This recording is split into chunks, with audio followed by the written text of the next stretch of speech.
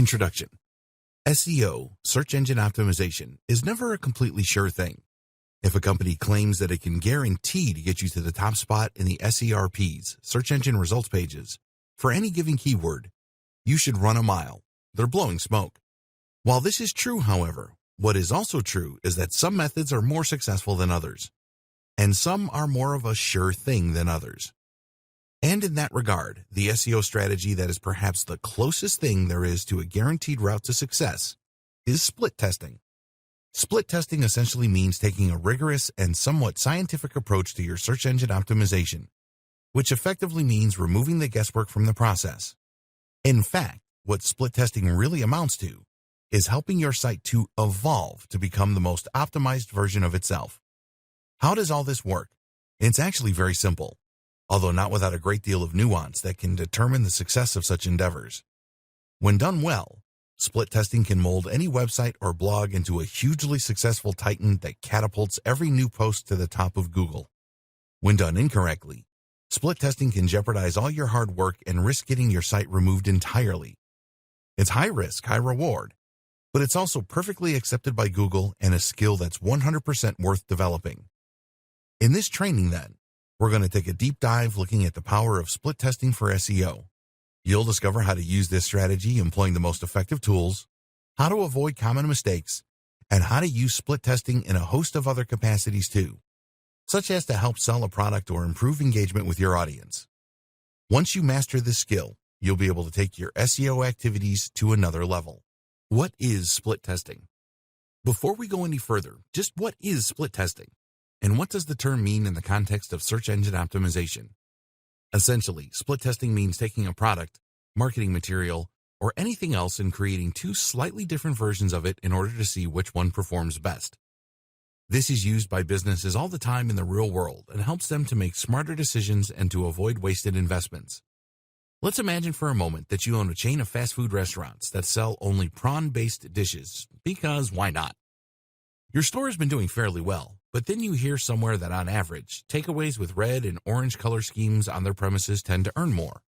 Why? Because those colors increase the heart rate and make people slightly uncomfortable. Therefore, they are more likely to eat quickly and to leave the area, freeing up the table for the next customer. The result is that such venues actually see a higher turnover of customers and greater profits. This is just a random example, but it also happens to be true. The problem is that Prawns For You happens to use a blue color scheme in its interior design. What if you could increase your daily profits in all stores by coloring the store red? Problem is, this could just as well backfire. What if you hurt your brand recognition and thereby reduce your sales drastically? What if the lack of nautical color theme means that people feel less fishy? Whatever the case, you now have three choices. A, leave your stores as they are and leave potential profits on the table. B, change the color of your stores and hope that this doesn't hurt your ranking. C, run a split test. And of course, the last option is the one that will stand to serve you best. To perform this, you will now instruct 2 or 3 of your 50 stores to change the color of their interiors. You'll then monitor the progress of those stores for the next 6 months, and then collect all the data together to see what it can tell you. What you're looking for is a sign that the stores that were colored red, A, saw a spike in profits and turnover, B, outperformed the stores that did not change anything. If the change helped to boost your store's success, then you might choose to adopt the change and thereby roll it out across all your stores, potentially seeing a large spike in traffic. If the change hurt your store's success, then you simply change it back and then run the next experiment. The financial damage and the brand visibility will only be slightly impacted, so no harm done. If you had rolled the change out across all stores, then you would have potentially lost a lot of money and created confusion around your brand. And if the change did nothing, then you can basically choose how you want to proceed. This is the basic concept behind split testing, and it is something that companies have been using for decades. Split testing for SEO. How does this work in the world of SEO? Well, while we'll get into the specifics and the nitty-gritty of SEO in a moment, the main thing you need to know at this point is that Google relies on a few factors when determining how prominently to feature a website in the SERPs. For example, Google will look for the presence of keywords. It will look for the use of H1 and H2 tags, large, bold text. It will look for images that have certain alt tags and file names, and it will look for signals from users, such as the amount of time spent on the page. The problem is that no one knows the specifics of the algorithm. We know that Google likes sites that use keywords subtly, and our best guess is that the ideal keyword density is about 1 to 3%, meaning that the keyword appears 1 to 3 times in each 100 words. But we don't know precisely how many times Google wants us to repeat the phrase. We don't know where the tipping point is, where it becomes too much. We don't know how much Google wants to see us use related terms, and we're not 100% sure whether it's better to focus on just one keyword or to try a few. Again, everyone has their opinions. This makes it very hard to make smart decisions as a site owner. Do you include more keywords in your articles or not? Should you use that image before the text or after it? And is it a good idea to use H1 tags, or are you better off with H2 tags? The answer is that we just don't know. And for that reason, the best option is to run A/B tests, the other term for split tests, in order to see which changes positively affect your search ranking and which do not.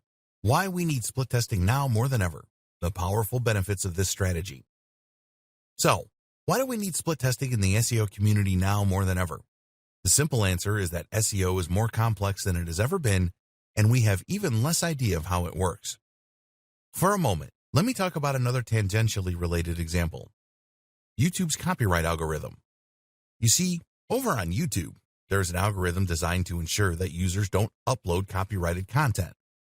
This prevents YouTube from getting into legal trouble and protects the intellectual property of music labels and movie studios. In theory, anyway. The problem is that this copyright detection can be a little gung-ho and will sometimes pick out the background music at a party and use that to file a copyright strike against the person who uploaded the video. Most people would agree that's a little unfair. That's why some creators decided to test precisely how the system works. They did this by uploading hundreds of versions of the same song, versions that had been modulated up or down a semitone, versions that had been transposed down an octave, versions played background, versions played quietly, versions played only for short clips. Doing all of this allowed them to test the limits of the system and then to provide the wider community with useful rules on how to avoid being penalized.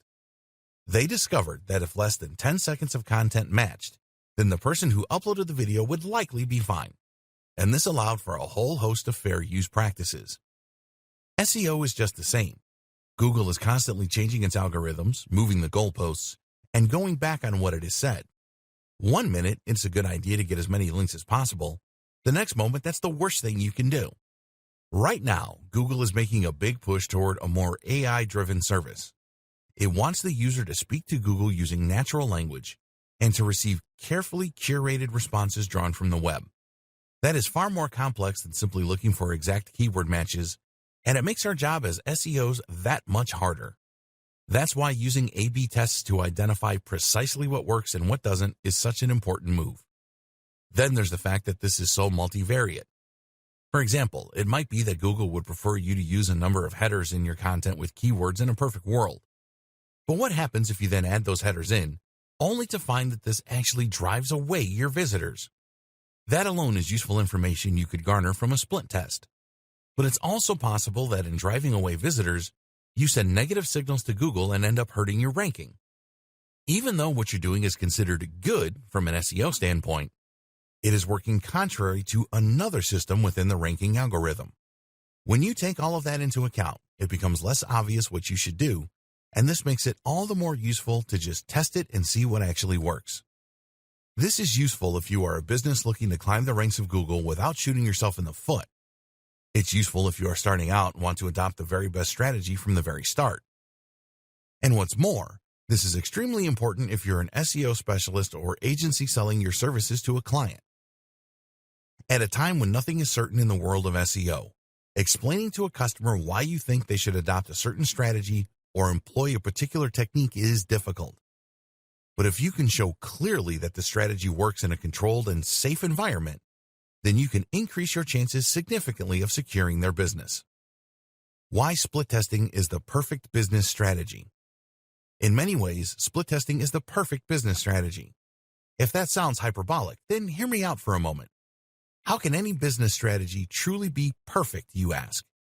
The answer is that when employed correctly, Split testing will literally evolve your site to the point where it thrives, avoiding all the bad mistakes that you might have otherwise made along the way. So, let's say you start out with a fairly average site that is performing very averagely in the SERPs. Using split testing, you might decide to start using more H1 tags with keywords in, or you might choose to start using images a little more. This causes a bump in your position. You then decide to test some design changes to your site. Doing so convinces you that you should be using a slightly less busy and more modern layout. You therefore switch to a new theme for your WordPress site that looks great. Bit by bit, you adopt more decisions to help to hone your site into the perfectly optimized design for Google, and slowly but surely, it climbs the ranks. You can't make a bad decision because you see those mistakes coming a mile off. And if you keep tweaking, you keep on improving. In this way, split testing is the best way to evolve your site and is the closest thing to a perfect strategy there is. Why split testing works and when it doesn't, understanding statistical significance. You might at this point be asking why you should go to all the trouble of creating a split test when you could just run a short trial period instead. Why color 3 prawn shops red and then wait for them to collect enough actionable data? Isn't this really just a fancy way of describing a kind of public beta test? Well, there are a few key differences to keep in mind, which involve thinking like an actual scientist, because that's what this is emulating. FYI, this is precisely the same technique used in research. When a researcher wants to know if a particular drug will help to boost someone's alertness, they find out by creating 2 separate groups, an experimental group and a control group. The experimental group is the one that receives the drug, and the control group is the one that doesn't. This then gives the researcher the opportunity to compare the stats from the 2 groups. What this achieves is to remove confounding variables. A confounding variable is anything that can hurt your outcome, rendering the results of the study useless. For example, if you also introduce a new exercise program to the individual taking the drug, then it might be this that makes them more focused, rather than the drug. That skews your results, and you therefore don't know whether the drug or the intervention made the difference. One of the most common confounding variables in research is the placebo effect. This effect describes the fact that when you tell someone they're receiving a drug, they will then feel better even if the drug is just a sugar pill. The power of belief is so strong that this can end up skewing the results as the subject's optimism and belief helps them to dig deeper and find more focus. That's why the experimental group will often receive a sugar pill. This way, both groups think they are getting something, and you can thereby rule out the role of placebo in the study. So back to your SEO. What does all this have to do with split testing? Well, essentially, you have your experimental group and your control group. The experimental group is the one where you have introduced a new header or whatever else, and the control group is the one where you have left everything as it was. The reason this is so important is that the 2 pages are exactly the same and are being tested at the same time, under the same conditions. If you changed the page only for a short time and then changed it back, you wouldn't be able to account for confounding variables such as naturally peaking and waning interest, or such as global events that might impact on internet usage habits. In other words, it may be that as soon as you change to a different web design, a competitor launched their site and took all of your visitors. The drop in traffic had nothing to do with your new web design, but you might not know this. As such, the experiment is void, and you end up acting on false data. Likewise, if you were to simply adopt some changes in your next article, you couldn't know for certain that any boost or drop in performance wasn't simply due to the content of that article being better or worse. Split testing is the only way to be certain that you have controlled for as many variables as possible. When split testing goes wrong, so a split test is absolutely impervious to error, right? Wrong. Anyone who has done a science or math degree will already know what the problem with this strategy is: the sample size. Going back to the lab for a moment, a sample size refers to the number of subjects who take part in the study. Because if you have one person take the sugar pill and one person take the real drug, then you can't be certain that the person taking the real drug didn't also happen to get over a cold that same day. It looks as though they saw a boost in performance, but in fact it was just coincidence. The same thing goes for running split tests for SEO. If you have 2 versions of a website and one enjoys a bigger boost in SEO than the other, then this could potentially be a result of one page having lower bounce rates than the other. That means that people didn't spend long on one version of the page, which in turn impacted on the page being demoted in the SERPs. But what if the reason that the one page had higher bounce rates was simply that it was lucky? that the people who went there happened to be in less of a hurry. If you only ran the experiment for one day and you had 10 people go to each site, then it's statistically unlikely that all the people on one of the pages just so happened to be in a hurry, but it's not impossible. And this is where the idea of statistical significance comes in. In order to rule out freak coincidence and chance, you need a large enough sample size. You can never say with 100% certainty that the results of your test are accurate, but you can run the test long enough and get enough subjects to say that it is accurate beyond reasonable doubt. You might flip a coin and get heads 10 times in a row. That's an extremely unlikely outcome, but it's possible. But if you flip a coin and get heads 100 times in a row, that is so astronomically unlikely to be coincidence that you can probably assume the coin is rigged. The same goes for your split test. Run the test long enough and the results become increasingly likely to be accurate. This is what we refer to as statistical significance. You can actually run tests to find out if your results are significant, which will give you a p-value. This p-value tells you the percentage likelihood that the outcome was a fluke, with anything less than 5%, p greater than 0.05, being considered significant. But for now, the main take-home is that you should make sure you run your test long enough, don't draw premature conclusions, and never assume that the outcome is 100% guaranteed to be accurate. If you want to be extremely scientific about this, then you can always run what is known as a chi-squared test. This is a test of significance, which is a calculation that takes numbers, crunches them, and provides a p-value. You can use the number of impressions on each page in order to do this, or the page ranking over a given amount of time. Nothing is certain. Another thing to keep in mind is that SEO strategies change. What was a great SEO strategy once can change on a dime once Google decides to change its mind. If you're comparing two different pages for their SEO positioning then, keep in mind that what works now might not work in the future. That's why it's important that you keep on testing and experimenting, and always be cautious when adopting new strategies wholesale. Using split testing for SEO success. The practical guide. Okay, that's enough theory for a bit. It's time to get practical. How do you go about running a split test and seeing how it impacts on your SEO? There are a couple of different ways. In this video, we're going to look at two of the most common, creating two different versions of a web page versus creating one page that loads differently for different users. We'll look at how this works and at which one is best for you. In this video, we will first of all discuss the most common method, which is to use different pages on the same website. Two different web pages. The first option is to compare two slightly different web pages that employ different SEO strategies, keeping everything else as close to equal as possible. More accurately, you will compare two groups of different pages. Comparing two versions of the same page can work, but it's rife with difficulty. Let's say, for example, that you have a web page all about how to train your Labrador and a web page all about how to train your Golden Retriever. These pages are almost identical in subject matter, and you're going to go out of your way to ensure they are extremely similar in all other ways that count, too. You'll ensure they have the same number of links pointing to them, that they are equally prominent on your site, that they are the same length, that they have the same number of headings, etc.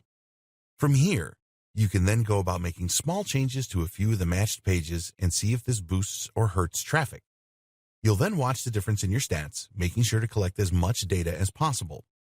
Repeat this a few times with different matched pages, and once you are sure that your new SEO strategy works, introduce it to the rest of your content. Challenges. Of course, this option is not perfect. In case you hadn't already figured it out, one big issue is that both versions of the page are targeting different keywords or competing for the same ones, which massively skews your results. Different keywords will include different competition, different related terms, and more. All of this means that you are never comparing like for like. And if you try and create two pages that compete for the same keyword, then you could end up running afoul of one of Google's most recent algorithm updates, the diversity update. This update is aimed at ensuring that most SERPs don't display multiple results for the same site, thereby meaning that you won't have a fair fight on your hands. You can create two pages targeting the same keywords and see which one wins, but even then, you are changing the results simply by having competition exist provided by you. You could always create two pages the exact same, but this is inadvisable for a number of reasons. Firstly, Google will see a precise duplicate page as being worthless and might even penalize the page. Google doesn't want its users to repeatedly stumble upon the same content, and so it won't rank it. If these pages are hosted on separate domains, which introduces more complex factors such as domain age, then Google might see one page as having violated the copyright of the other, and the entire site could be severely penalized. Then there's the fact that having more than one page with the same content is confusing for viewers and could lose you the trust of your readers. The optimal answer to this is to use different pages, but to make sure that you target extremely similar keywords. Use a keyword research tool like KW Finder, www.kwfinder.com, and then target keywords that have similar search volumes and similar KD, keyword difficulty ratings. When you do this, you can try different techniques on similar pages with similar objectives and see which one comes out on top. Another option is to look at two pages that rank identically, and then try making the change to one of those pages and see how it is affected. This is a slightly better strategy because you are starting from a similar place. What's more is that you can open up your stats and then use the historical data in order to make a forecast of how the web pages should have behaved.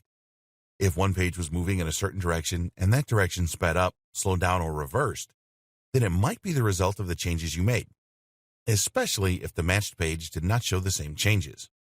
Again, the different difficulty of different keywords, the amount of competition, etc., can all impact on your results and potentially skew your findings.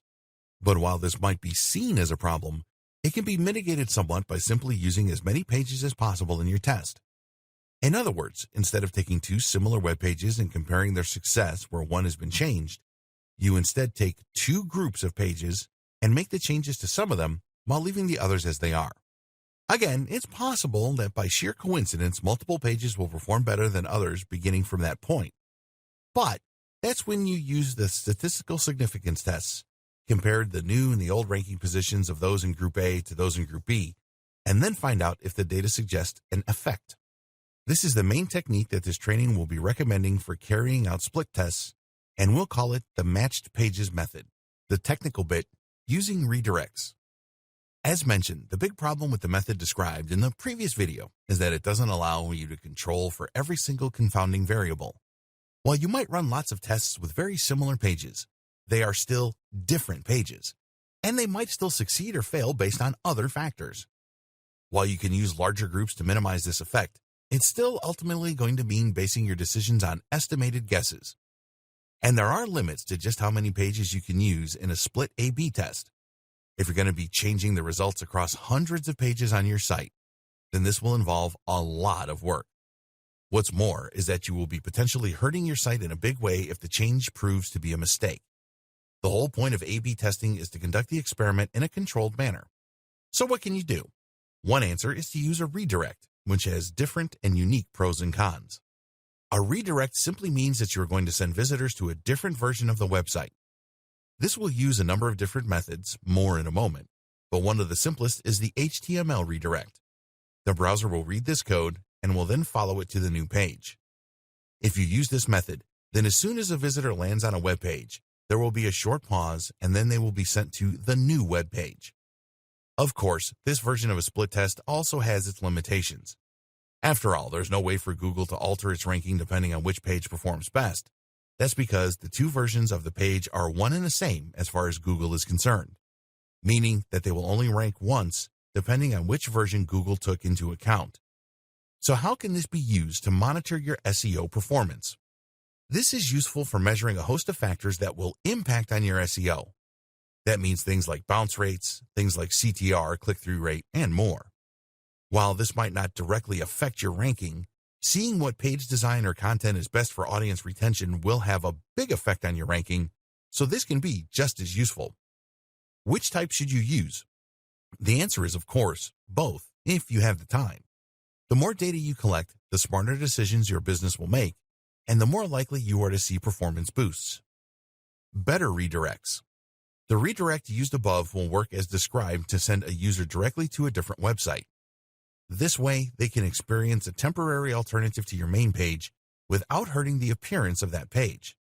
Of course, what we really want to do, though, is to ensure that the page only loads for half of the visitors. That's where we need to get a little savvier. What's more is that we want Google to get sent to the new page as well. As it is, 100% of our visitors are being sent to the new page, and Google spiders will recognize that the page is a redirect and not a regular page. So why would it rank as normal? Instead, you'd be better off using a PHP redirect. PHP stands for PHP Hypertext Preprocessor. And yes, that means that it has its own name in the acronym, which is extremely confusing. PHP is a form of scripting language that runs on the server rather than in the browser. Your website is stored on a server somewhere, which is essentially a large computer, and the HTML code is then sent to and interpreted by a browser each time someone types in the correct URL. Because PHP runs on the server, that means that it runs before the browser ever sees it. In turn, that means that the page will appear in the browser fully formed. You can redirect in PHP by creating a PHP file with the name of your page and then inserting the following text. This will now redirect visitors to the new location, and it will do so in a way that is impossible for anyone to detect. Even if they were to view source, the source they'd see would be the HTML for the new page. The next thing we need to do is to ensure that only half of the visitors are sent to the new page, and we can do this by randomly redirecting those visitors. What this does is to choose a random number between 1 and 2, and if the number is 1, then it sends the visitor to the new page. If not, they stay where they are. This works by using a timer to choose the number, hence the need for the micro-time part. You don't really need to know how this works though, only that it does work. Using include. While this method of redirecting visitors can be effective, it still isn't quite perfect. You still have two different types of web pages, which could potentially confuse results. The URL in the address bar will be different, for example, which could result in action from Google, more on this in a bit, and which could confuse your users. Another option then is to use an include file. This basically means that the page will populate itself with content from another page, allowing a blank template to become your new version of the page. In this version, you will create two HTML pages that only contain the elements that are different. This works particularly well if you are changing something about the text, for instance. Save these as version 1.htm and version 2.html. Then use the following code on the main page. Place this where on your page you want the difference to show. Of course, this becomes a little harder to track, and it won't be suitable for every single option. But you can always create two full-page include files and have them load instead. Finally, you can also include what is known as a 301 direct, which you'll achieve by using your htaccess file available through your file manager. Just open it up and add the line. As you can see, there are plenty of options, but by understanding how redirects work and how to use them if you should decide to, you'll be able to employ the full range of strategies. More use for redirects. There are more ways that redirects can be useful and more reasons that you should familiarize yourself with the technique. For example, this is also by far the most useful option for measuring other metrics, such as your conversions and your profits if you have a sales page, for example. In other words, if it's not ranking that you're testing for, then you can happily use the redirect method and then see whether this impacts on the way that users engage with your site. We'll talk more about this later in the training. Redirects using the include method can also be a better way to run the matched pages test. Rather than manually change half of the pages on your site, or a large bunch of pages in your experimental group, you can use the include file in order to make the change once and then insert it into half the pages on your site. That in turn means you'll be able to quickly reverse your efforts as well, or even run entirely new tests by changing text in just one document. Finally, a redirect can be a useful way of testing changes using the previous method, but without permanently altering your site. Tools and best practices. While you have a good idea of how to utilize several different split test strategies at this point, you may not be quite ready to start putting them into action.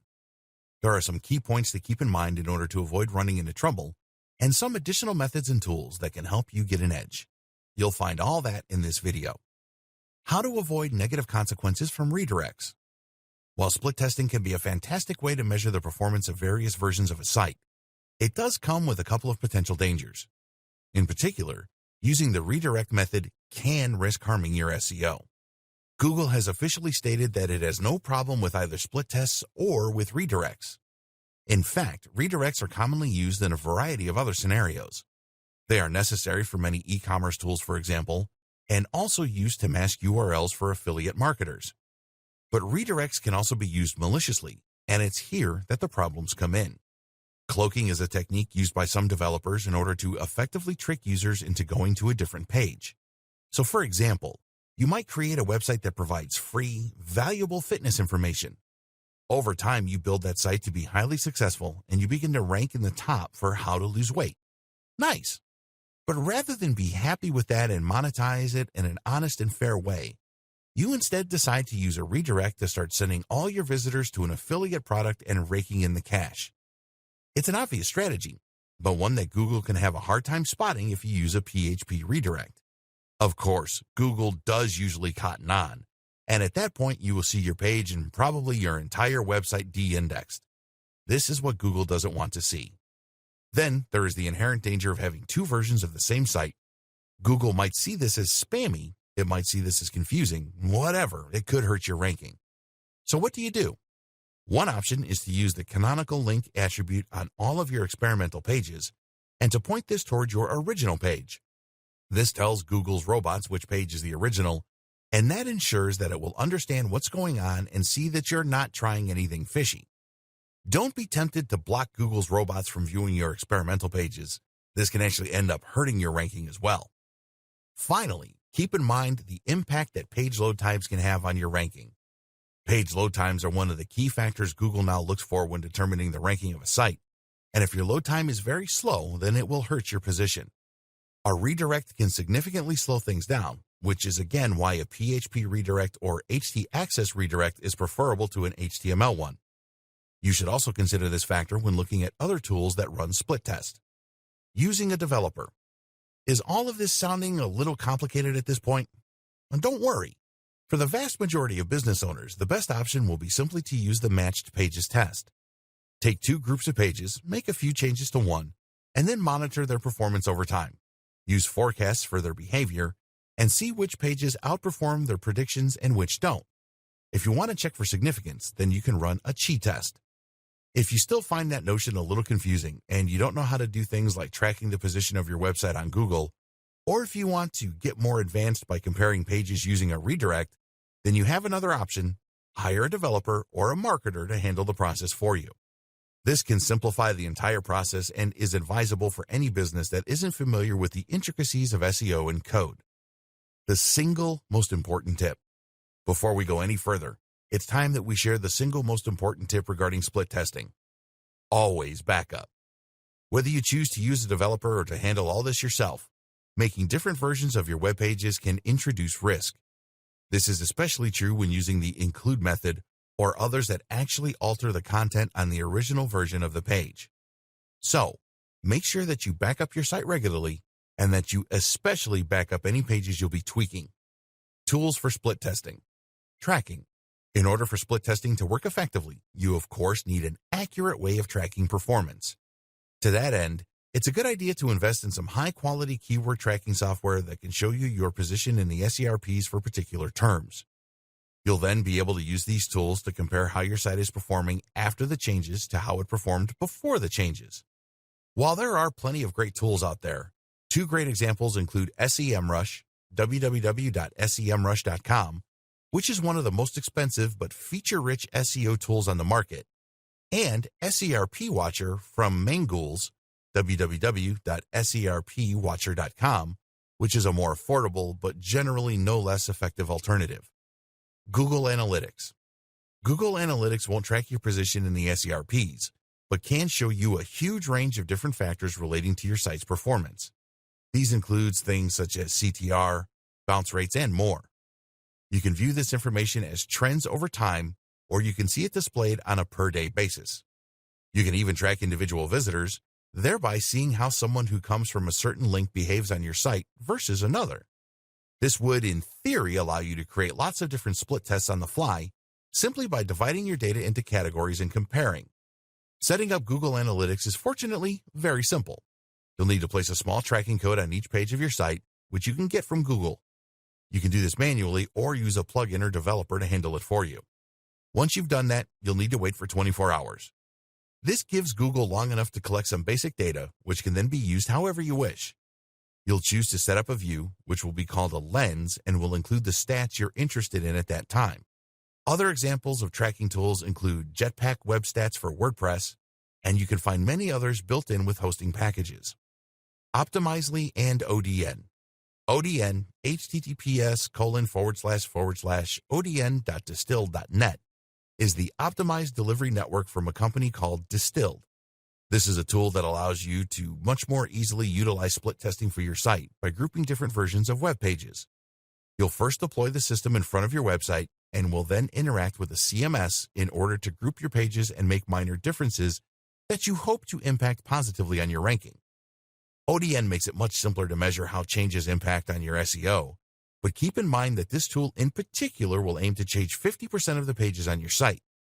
As we've discussed previously, this might actually be a little more than is optimal for most applications. That said, ODN is one of the best options for those that want to get started with split testing but don't want to tinker with their own website or hire a developer. If you are measuring something other than ranking, such as the time spent on a website, conversion rates, or anything else, then another great option is called Optimizely, www.optimizely.com. Optimizely will work by using the redirect method, but won't hurt your rankings thanks to the canonical tag and the fast redirect speeds. Neither of these tools are free, but in theory, they can pay for themselves. If you're interested in split testing and want to make your life as simple as possible, then try them out. What to test? Of course, the big question at this point is what precisely you should be testing. What can impact on your SEO, your CTR, and your engagement? What factors are easy to change?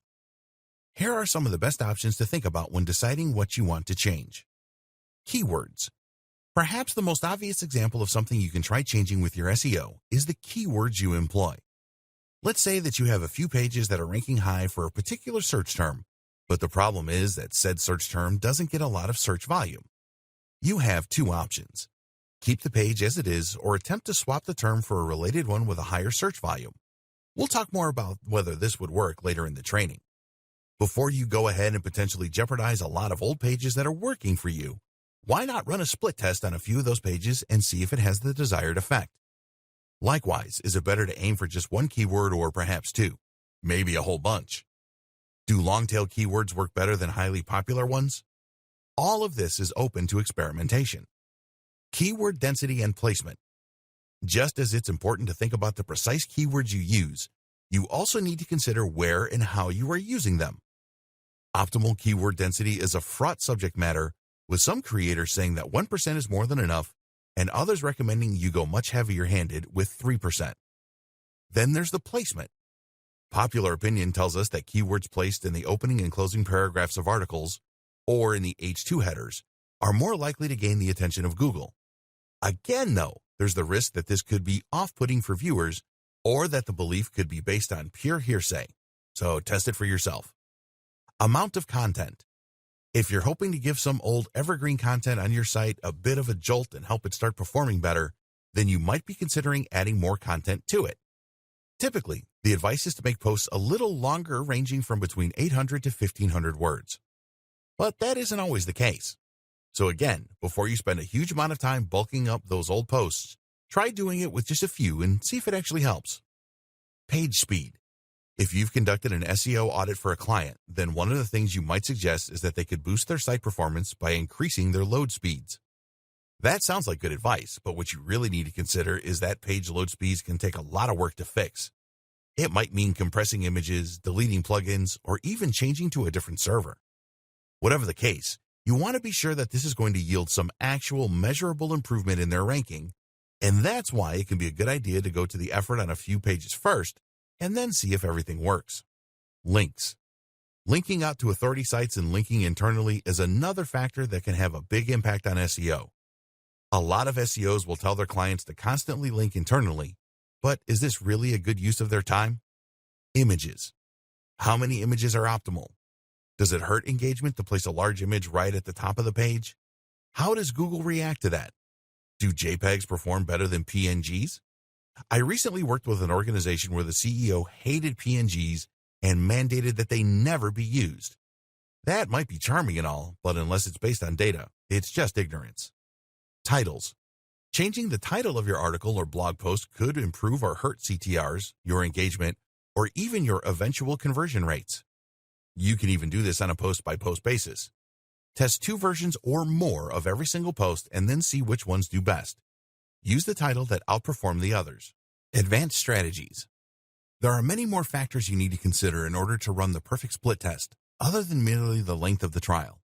For example, Where are your viewers coming from? How are they matched?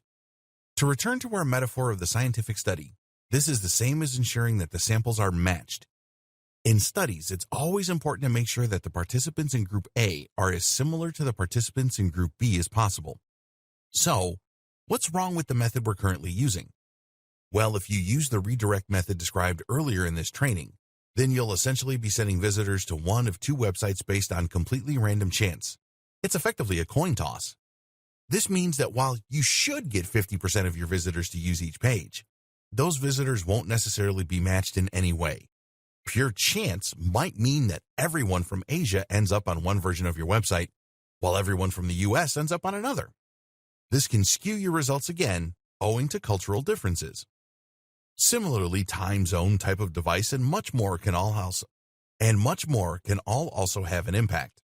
Thankfully, a little simple PHP code will allow you to get around this problem. You can easily query the time of day, the user's location, or the type of device they are using, and then use that to keep track of who is being sent where. This is a slightly more complex coding challenge, as you will need to keep a log of who has gone to which version of the page, but a developer or the right tool should be able to set this up for you. The lazy version. If you are using a redirect to test the two versions of your website, then you will likely be considering making the changes permanent should they prove effective. To do that, you're probably planning on taking the changes you made to your experimental pages and then editing the original page once you've removed the redirect. There is another way, though, which may be quicker. This is to take the edited version and simply make the redirect permanent. You can do this with a redirect, but note that by using a 301 redirect from your htaccess file, you will risk losing 10% of your link equity. To prevent this from happening, use a JavaScript or PHP redirect instead. Split testing for sales pages. Split testing can be used for more than SEO purposes. One example of this is using split testing in order to assess the conversion rates of a sales page. So what does that mean, and why is split testing the perfect fit? Essentially, a sales page is a single page on a website that is designed to sell a product. Normally, this works by providing a whole lot of text, often in a vertical pillar, that explains the virtues of the product and that slowly reels the reader in until they are overcome with the urge to click buy.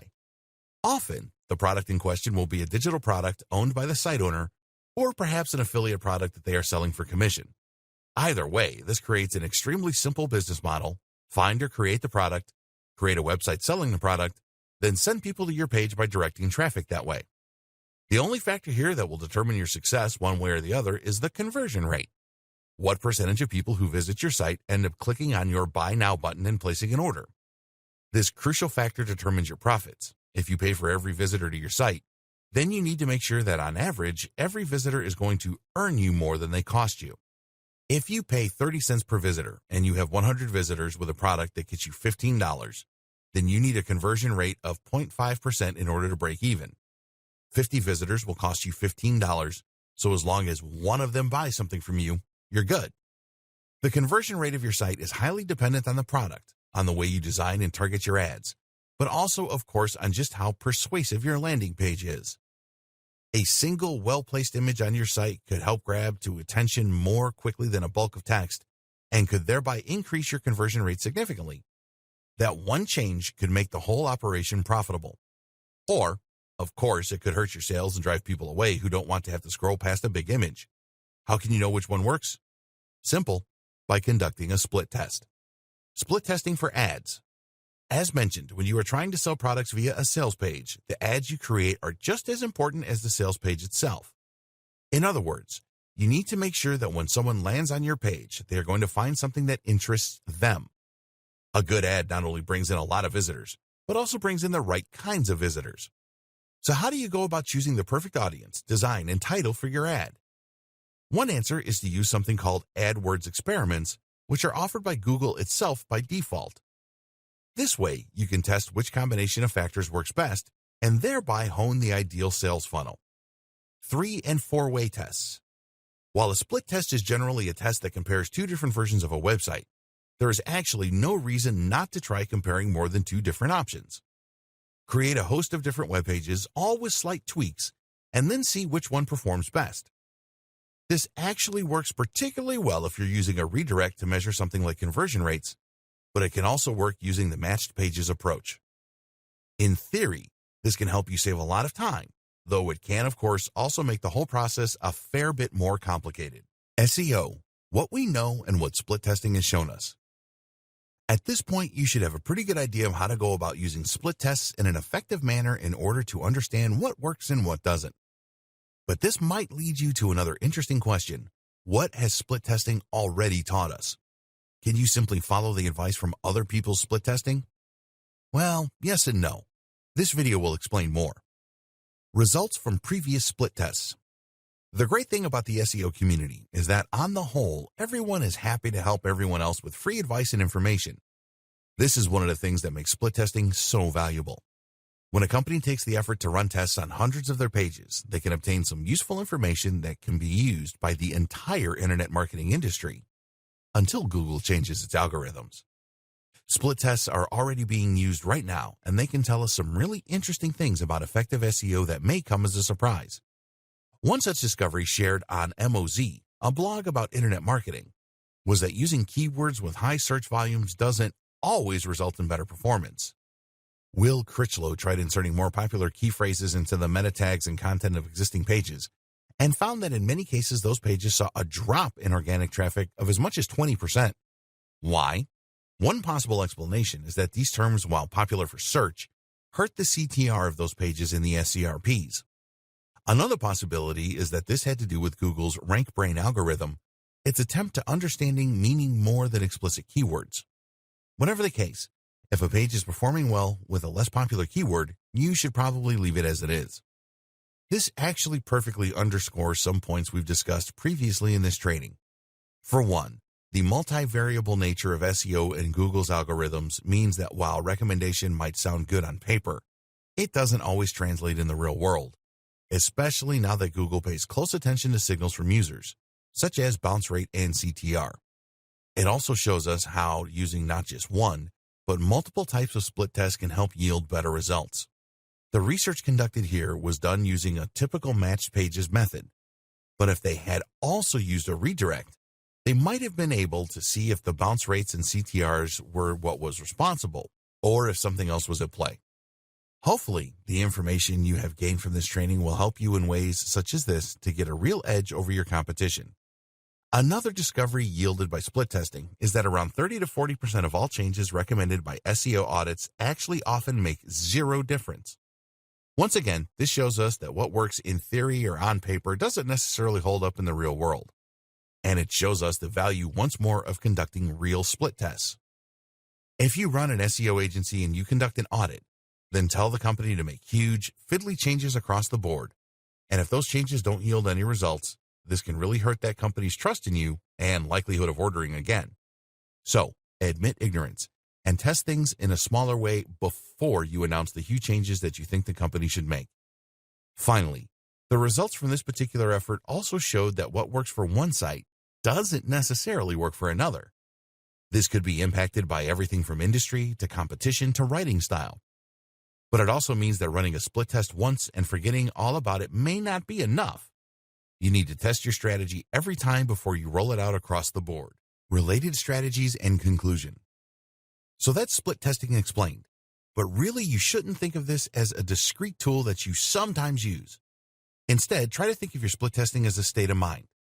You should certainly conduct some actual split tests, but you should also think in an experimental, data-driven manner the rest of the time too. Whenever you create a new page or a new plan, you should be testing to see if it works and comparing your results with your predictions. Likewise, there are many other types of tests and many other approaches in business that will take this concept and run with it. Each comes highly recommended. The AdWords test. When we think about what split testing is all about, it really has a lot in common with keyword research. The main idea behind keyword research is to make sure that the keyword you're targeting is actually popular before you aim to get to the top of the SERPs for that term. That's the exact same thing we see with split testing. We're trying to make sure a strategy is successful before we use it. But even the keyword tool doesn't guarantee a keyword that will work for you. Even if you can land the most popular keyword in the world, you might still struggle with your CTR, or you might find that the intent behind the keyword isn't right for you. In other words, the people who search that phrase aren't interested in buying your product. Imagine doing all that work to conquer a keyword and then still not being successful because the keyword turned out to be a popular dud. So instead, why not try spending a week at the top of a few and then choose the best one? How is this possible? Simple. By using AdWords to be the sponsored link on a few different search terms and to see which ones bring you the most traffic and the most clicks or sales. Just because make money online is more popular than work from home online, this is an example. I don't know if that's the case. Doesn't mean that the latter might not get you more clicks if it's more closely related to what your blog is about. So, by using an AdWords campaign to test the quality of the traffic on both links, you can say with much more certainty which one you should aim for. If you combine this with split testing, to then see what site changes will help you get to the top spot for make money online fastest, then you can execute a perfectly formed plan that will be almost guaranteed to succeed. Fail fast. Fail fast is less a marketing technique and more a general approach to business. Fail fast means making sure not to invest a huge amount of time into an idea until it has been proven. One of the most common mistakes I tend to see when it comes to people who want to make a living online via a blog or website is that they will spend years building the ideal website. They probably won't tell anyone about their amazing idea, and they might well spend those 2 years living at home with mom and taking out big loans.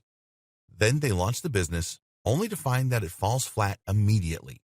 Why would you invest so much effort into something that you have no reason to believe will be successful? The fail-fast technique, on the other hand, encourages building the cheapest and easiest version of your website in order to test it immediately and to see if it gains any momentum and has any chance of being successful. If so, you invest more time and energy into taking it further. If not, you drop the idea and move on to the next one. This is just smart business. Likewise, this means considering which projects to take on carefully. Choose those that have the lowest barrier to entry and the lowest upfront investment, but which promise the biggest rewards. Don't build the complex social network. Build the simple website about cats. Some businesses will recommend verifying an idea before investing time and money at all. You can do this, for example, by trying to get pre-orders. If people pre-order your ebook before you write it, then you know it will be profitable before you spend a year typing away. Even looking at examples in the market and precedents can act in a similar way. These are not examples of split tests, but they evoke the very same ethos. Don't assume anything. Don't base your business decisions on hearsay. Be data-driven, be scientific, and be smart. That is the foolproof way to succeed in SEO.